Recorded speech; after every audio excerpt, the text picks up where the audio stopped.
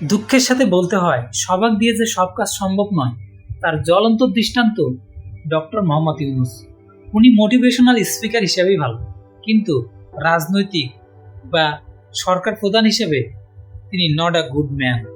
তার প্রমাণ সিলেটের কোম্পানিগঞ্জ, যেখানে গত 5ই আগস্টের পরে পাথর লুট করে কোম্পানিগঞ্জকে এখন মরুভূমিতে রূপান্তরিত করেছে। এখানে সরকারের প্রশাসন কোনো ভূমিকাই পালন করে নাই। একটা রাষ্ট্রের তো সরকার আছে, তাই না?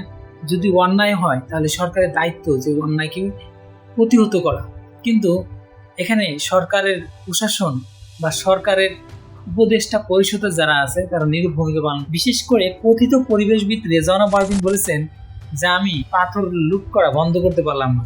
কি লজ্জার কথা!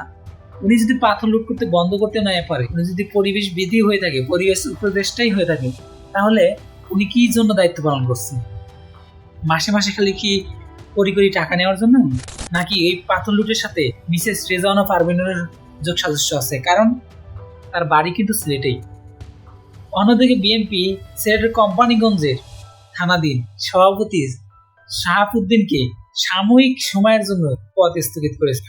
ওই পদে তারই সহসভাপতি হাজী আব্দুল মান্নানকে সভাপতির দায়িত্ব দিয়েছেন। আচ্ছা, মৌচাকের মধু শুধুমাত্র কি শাহাবুদ্দিন খেয়েছে, নাকি সভাপতি, তার সহযোগী এবং অন্যান্যরাও খেয়েছে? এটা বিএনপির কোন ধরনের অ্যাকশন নিয়েছে? মানুষ দেখানোর জন্য? দুঃখের সাথে বলতে হয়, দেশের পরিস্থিতি সত্যি ভালো না। যেখানে দেশের প্রতি কোনো ভালোবাসা নেই, দেশের প্রতি মমত্ববোধ নেই, দেশের কিসে ভালো হবে সেরকম চিন্তা ভাবনা করা মানুষ নেই। আছে শুধু চোর, ডাকাত, ছিনতাইকারী, চাঁদাবাজি ইত্যাদি পেশার লোক।